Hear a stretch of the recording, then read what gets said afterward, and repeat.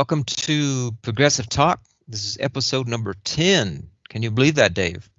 I cannot believe it, but it's happening. During this Progressive Talk, we're going to cover the Democratic debates, night 1 and 2. We'll break them up into two parts, and at the end, we'll pull it all together. So, Dave, let's start out with debate night number 1. What was the big takeaway for you? Debate night 1. Okay, well, what leapt out at me first was the crappy format, was the smash mouth like format of just having 60 seconds to respond and answer questions. It just struck me as like, it was really off-putting as someone who wants to hear a lot about in-depth policy discussions. It was bothersome. So those were my initial thoughts, that I just couldn't stand the format. But other than that, I had some big winners. I made a top 5 list. We'll start at the bottom. Booker came in 5th. He had an okay night. He was one of the most Googled after that debate. And I thought he had an okay night. So I put him at number 5. Gabbard, I would put at number 4. She had an okay night as well. Could have been better, but she was still pretty solid, and she's at my number 4 slot. Number 3 would be Bill de Blasio, who had a very solid night. He was someone I didn't expect to have a good night at all. I just sort of thought he would blend in, but he interjected a lot. He made his presence known, and he took my 3rd slot there. Number 2, Elizabeth Warren, solid night, just solid performance. She was poised. She was raring to go. She always is, and she performed very well. But my winner for debate night 1 goes to Julian Castro, who was another one where I said to myself, okay, this guy's just going to be up there. He's going to blend in. He's just going to be background. He answered everything. I wouldn't say correctly, but he got all these applause lines. And he was correct on a lot of issues, though. He was correct on women's issues, and he gave great answers to immigration issues. And he stole the show. I did not see him coming. I did not see him having a great night, but he had the best night, in my opinion. So who are your top 5 from night 1, Josh? I'm going to grade this based on my initial reaction to the debate and their performances, and then what I consider to be long-term impact. So first, Okay. Number 5, Tulsi Gabbard. I think the initial performance was weaker than I had hoped, but I think it also had to do with not fully understanding her strategy, which sunk in later, much later. Number 4, I'm going to agree with you. I think Cory Booker, I know you put him at 5, but we pretty much agree on the 5 candidates that performed the best. Right.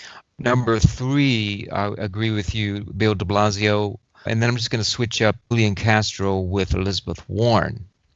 Okay. Now, in terms of long-term impact, after really studying these candidates and comparing them to debate night number 2, I think the walk-away winner is Tulsi Gabbard.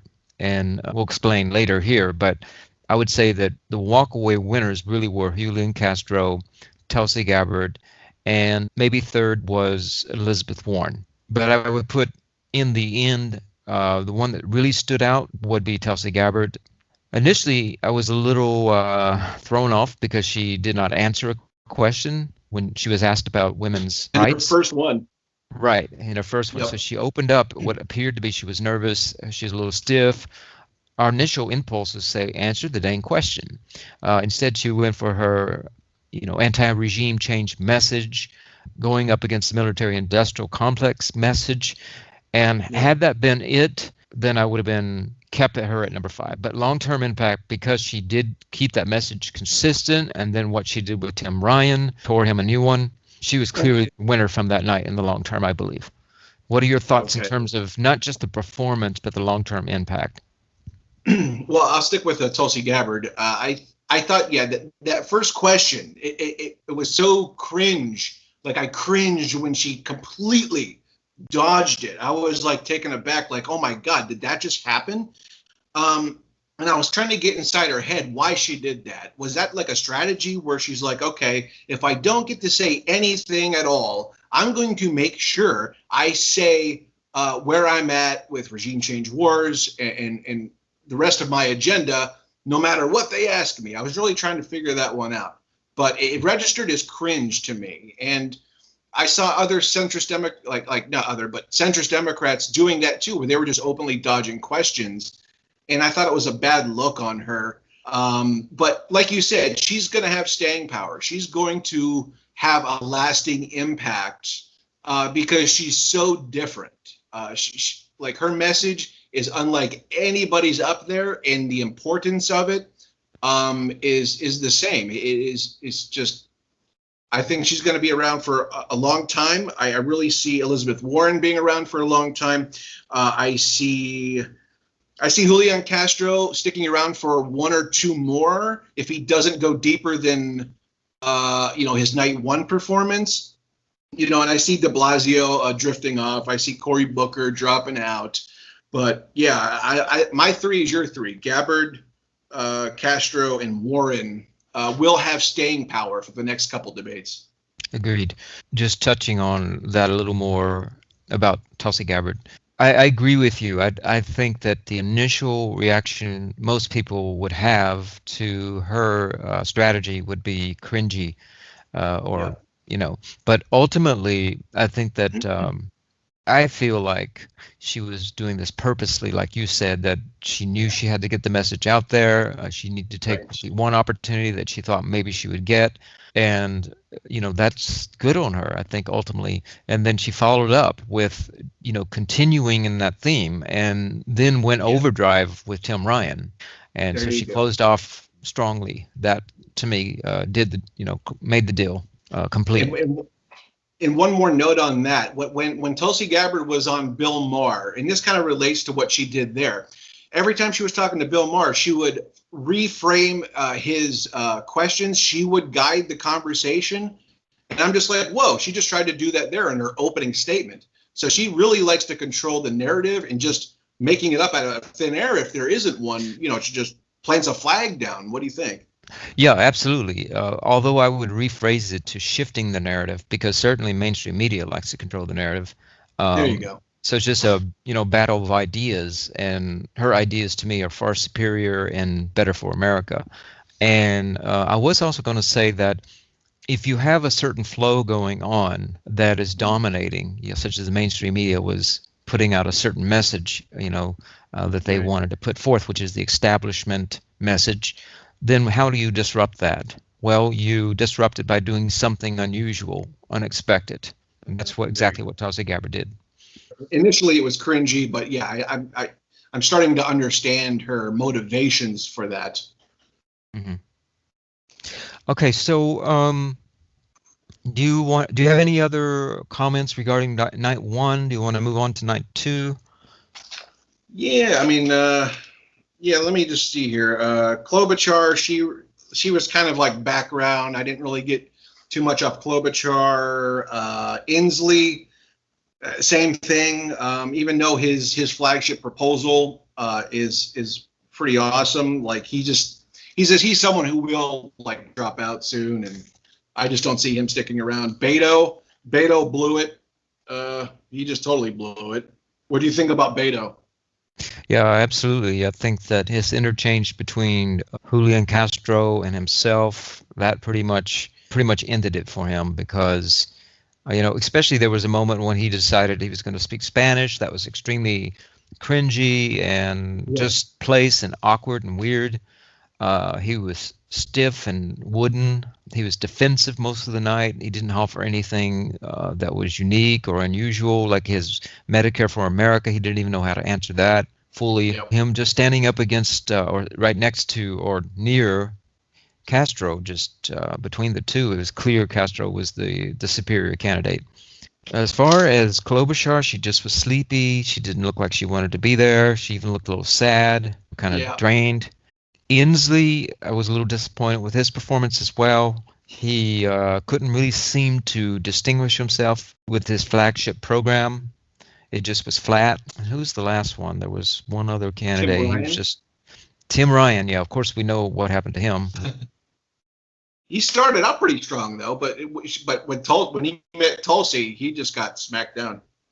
Yeah, I agree with you. You know, the highlight was when he talked about Ohio, number of jobs lost there, and taxes been given to Ford, and he really brought that out really well. You could almost literally see images of Ohio and like the manufacturing jobs and rusty plants and empty plants. But yeah, you're right. Once he went into topics that he was not really as well informed about compared to Gabbard, he paled in comparison. I think that hurt him.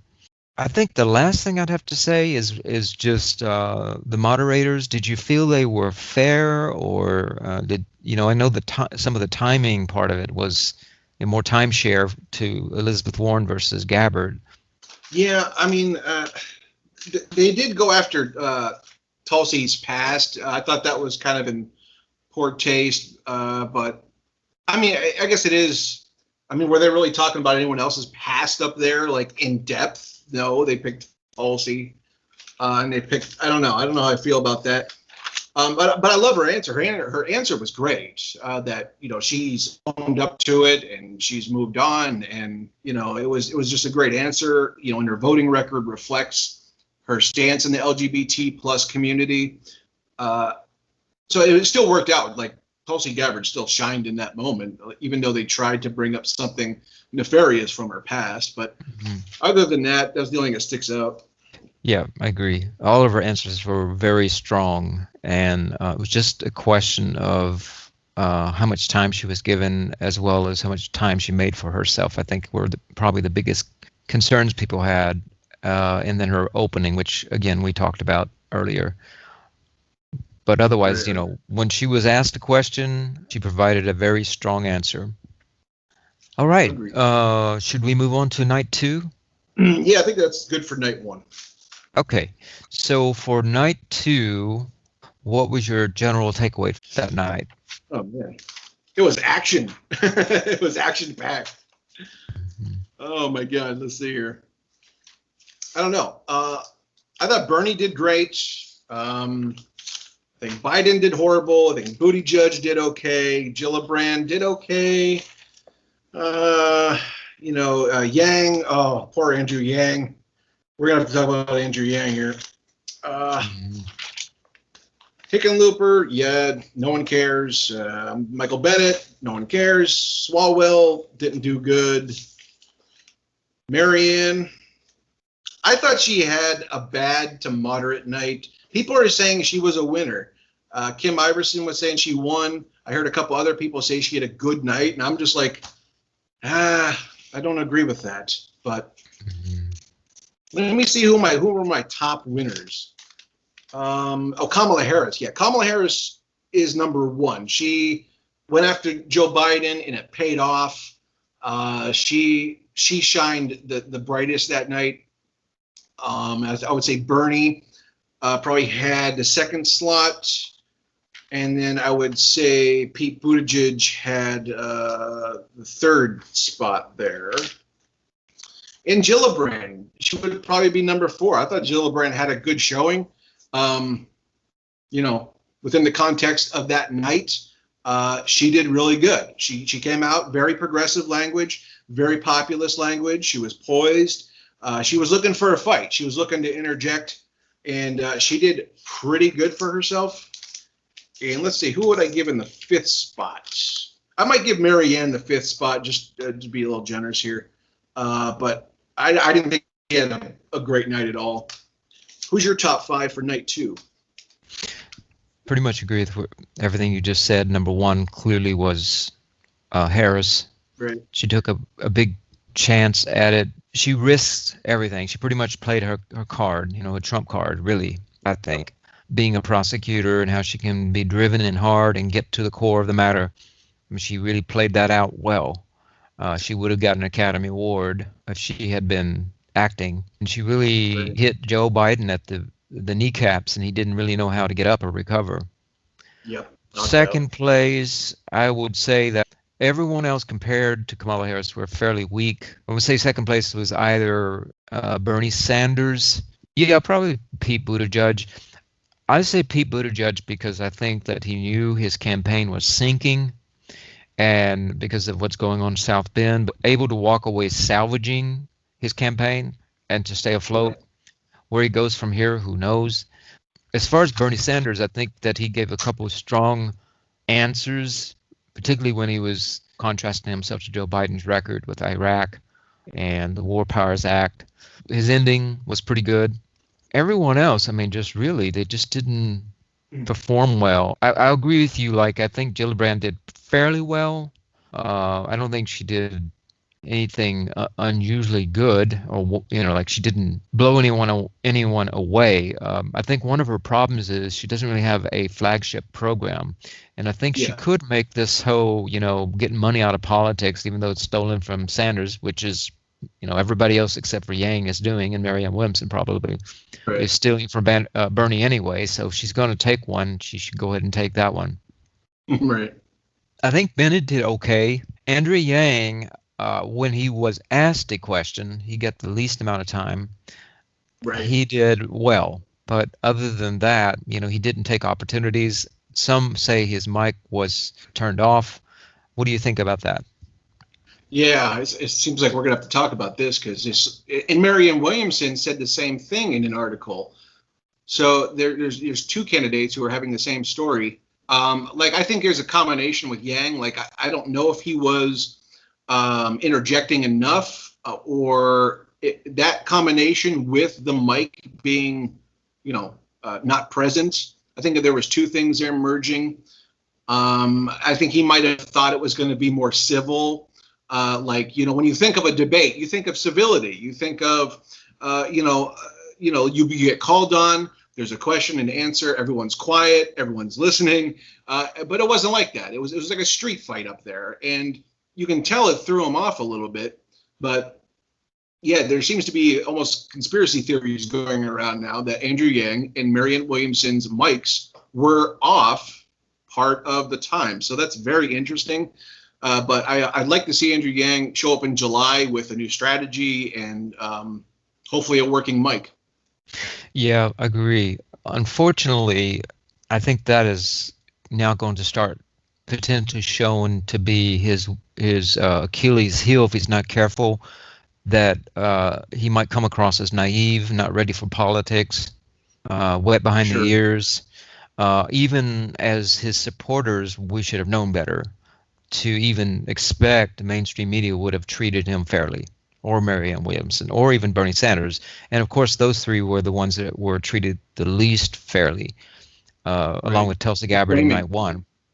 I'm sorry? You're talking about the framing of questions. Right, framing of questions, only getting 2 or 3 questions at most. Yeah, all of that. And if mics were turned off.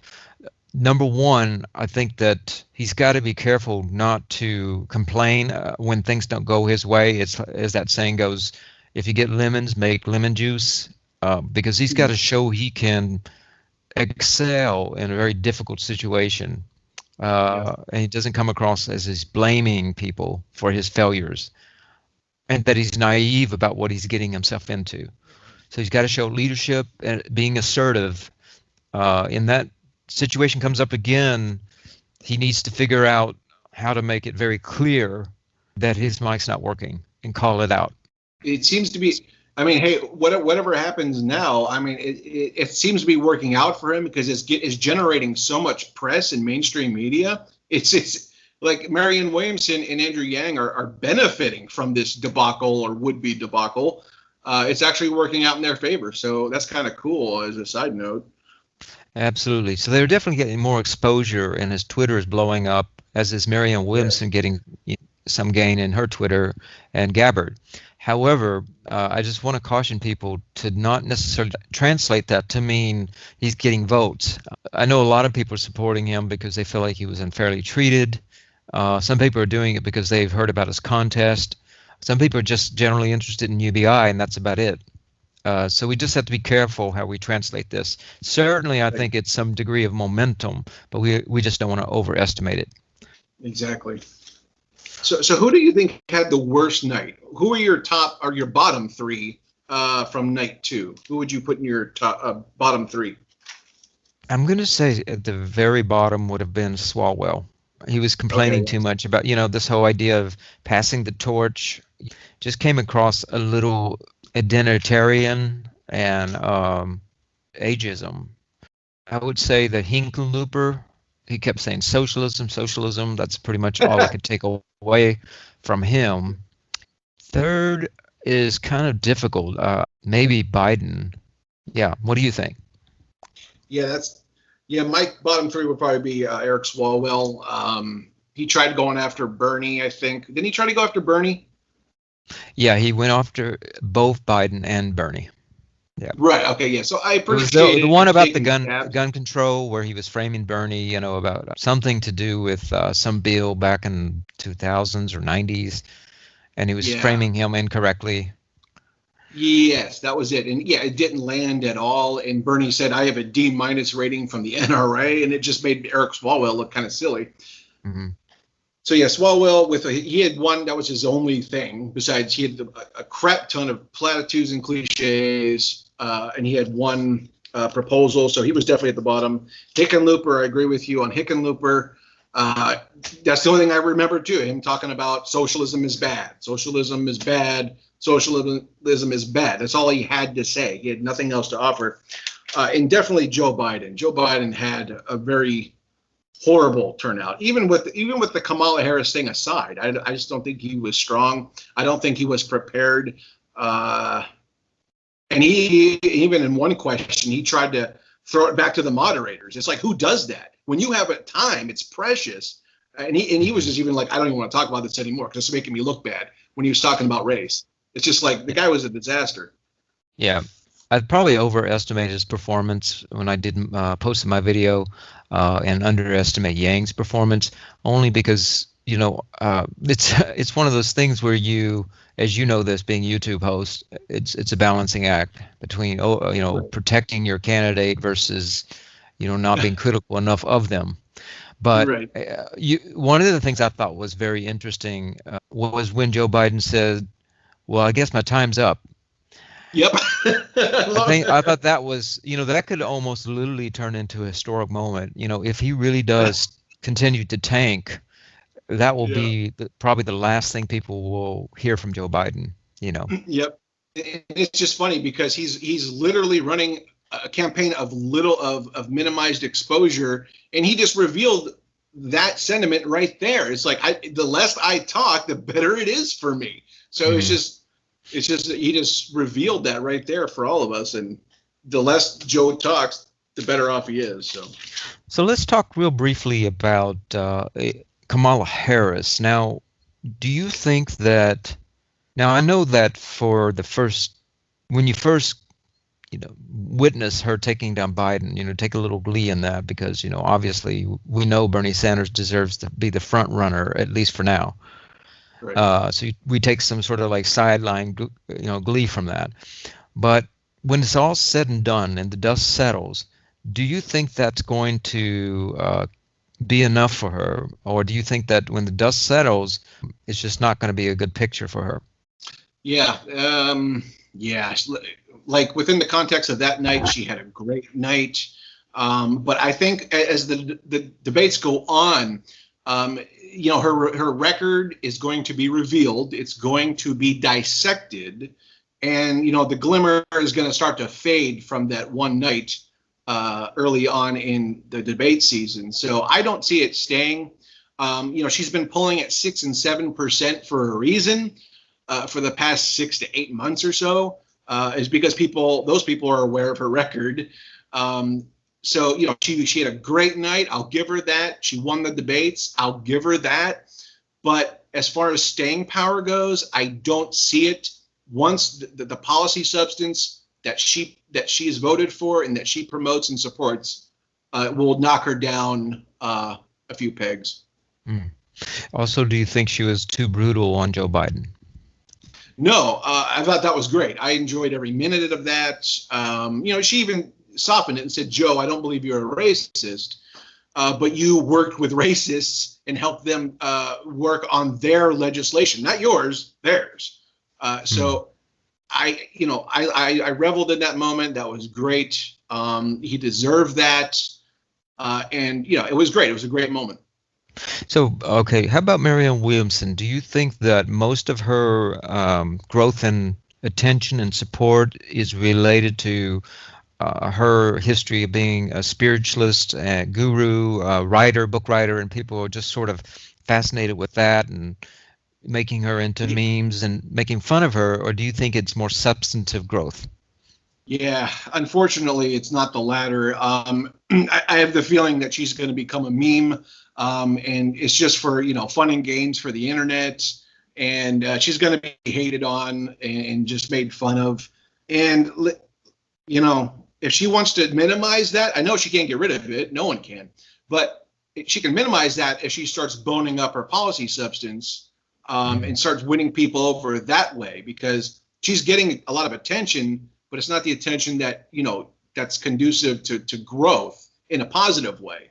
Becoming a meme is no one's idea of getting the job done. But I really think if she starts boning up on policy, and she can mix in the love stuff. Listen, she can mix in the spiritual stuff. She can mix in this nuanced way to approach politics that no one else is doing. That's welcomed. Things that are out of the box are welcomed in my view. And I want to see her mix it. I don't want to see it dominate. I want to see the policy substance, and I want to see her spiritual side or spiritual rhetoric merge with the policy substance. I just don't want it to dominate the policy substance. That's all I'm saying. What are your thoughts? No, I agree with you. I couldn't have said it better. She definitely needs to, as you said, really hone in on how to speak more down to earth and show that she isn't just very general candidate, but she gets it on the ground, and knows how to interpret that in a way that's going to push policy. So now let's wrap up in terms of night 2. Who do you think are the long-term winners here, the top 3? Long-term winners. Well, staying power would have to go to Bernie Sanders. He's still going from 2016. He's not going anywhere. Let me see here.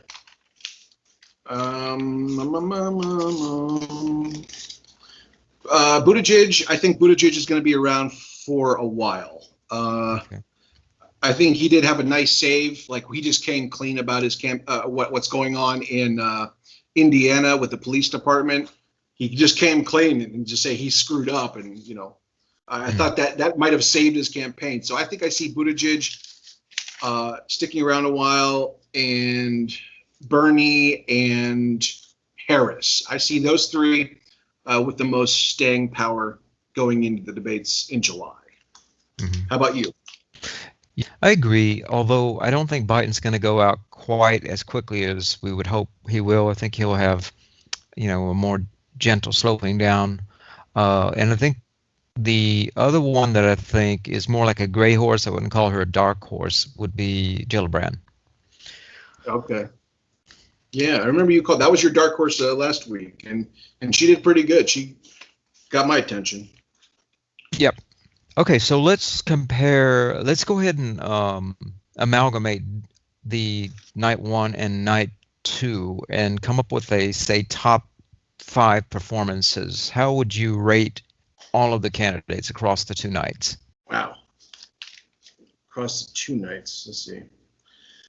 Well, Harris, I can start with the ones who won both of them. In my view, was Julian Castro and Kamala Harris. So I would say they're 1 and 2. Let me see here. I see a lot of people dropping out.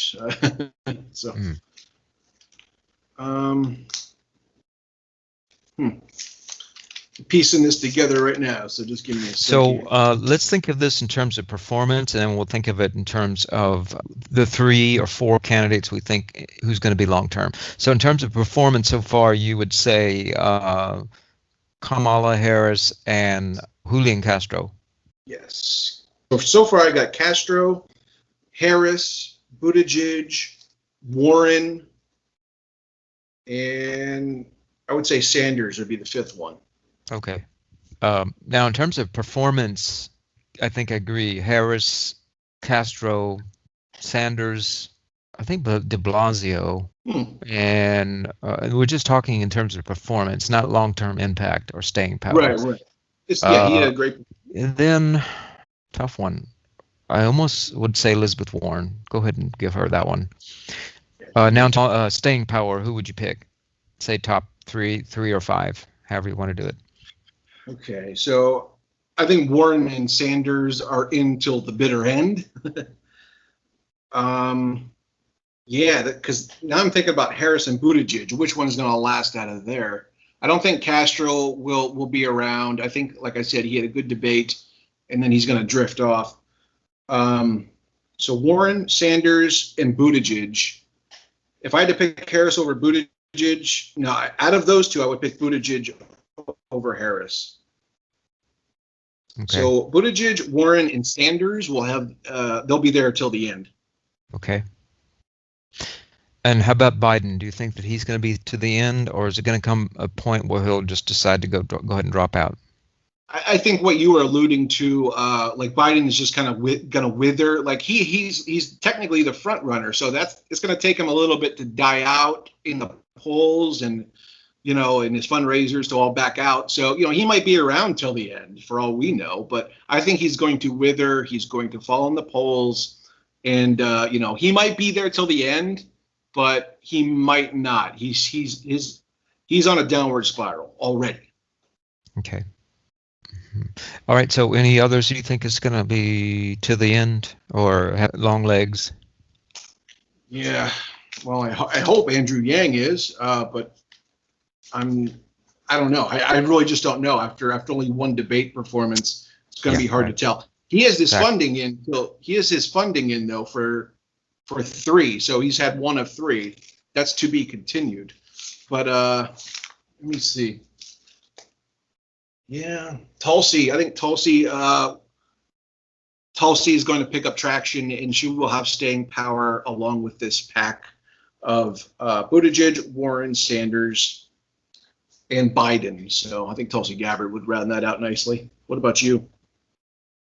Yeah, I think you're right. Sanders, Warren, Harris, Buttigieg, Yang, Gabbard, and Biden. Those are the ones. The rest of them, I think, will pretty much drop out. Yeah, it sounds about right. So just be a battle between those 7. But that's pretty much all we can do, as you said, given that we've only had one debate. Exactly, yes. Really not a lot to go on. Anybody can have a good night and, just bomb the rest of them. So it's really, we have limited information, but, we know who will be there. So let's briefly talk about recommendations, weaknesses of the lead candidates and what you recommend they do regarding that weakness. So let's start out with Bernie Sanders. What do you perceive to be his weakness, and what is your recommendation for him? Okay, yeah, well, that's a good question. I would say his weakness is getting too angry. I was kind of taken aback by Bernie's anger. Like he kind of came off as somewhat unhinged. I know he's not unhinged. I know he's just a very passionate person. But it really came off as being a little too angry, a little too grumpy. And the only way to change that is to be more self-aware of the emotion he's projecting, because it could appear to a lot of people as someone who's just wildly unhinged. And I was worried. I was genuinely worried.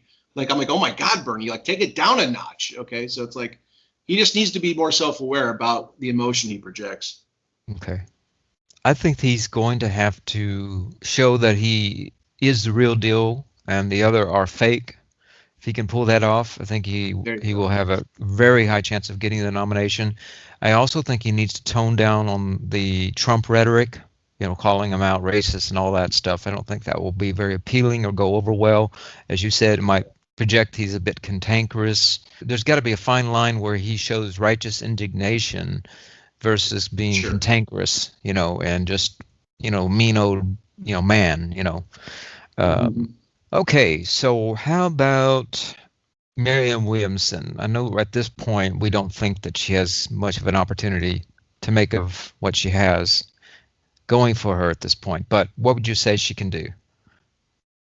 I Yeah, think we basically what I would touched say. on this. We touched on this already, kind of, but anything Yeah, beyond just the policy substance.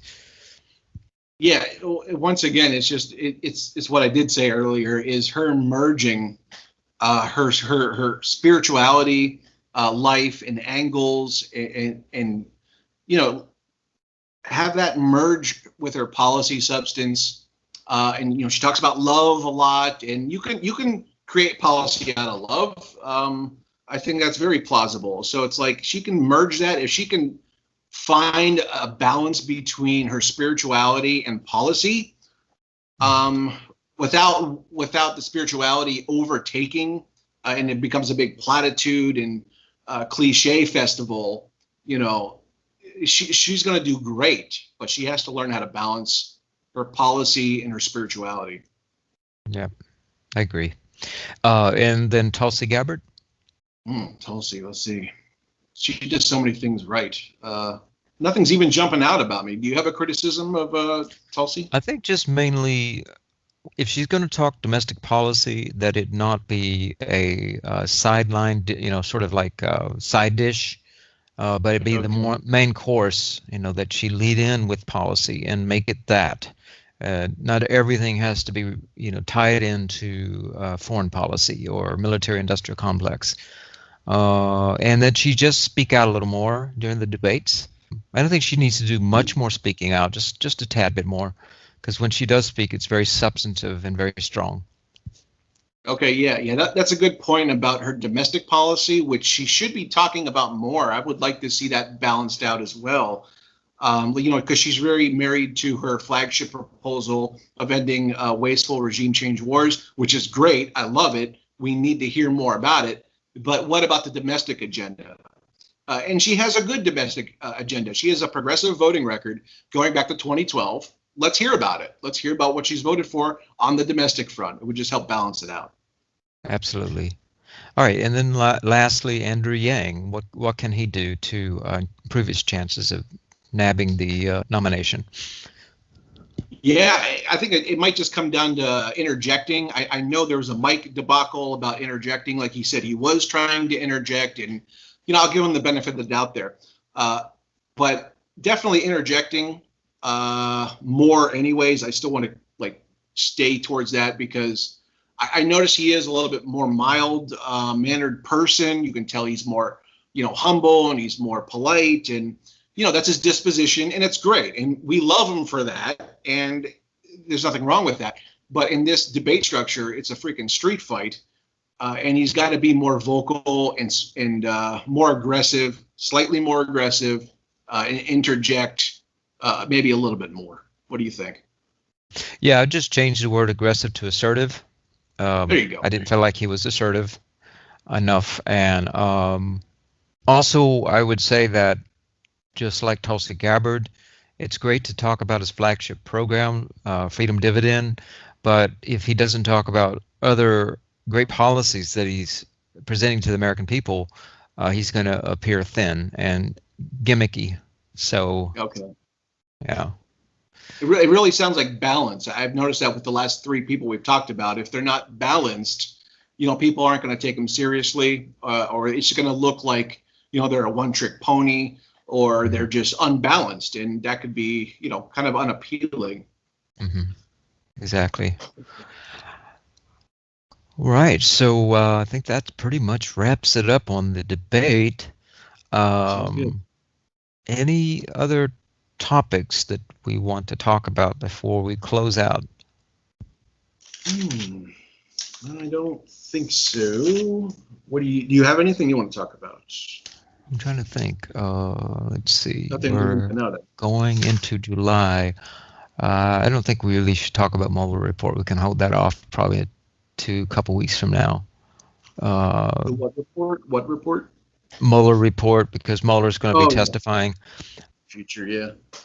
I think the debates pretty much dominated. I know that Trump went to North Korea. You have to give him credit for trying to keep things peaceful. Yeah, yeah.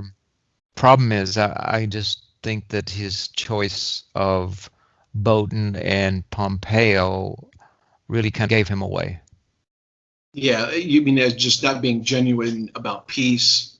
Right. It sort of told you like, oh well, he's just showing a false duplicitous. Let's put it that way.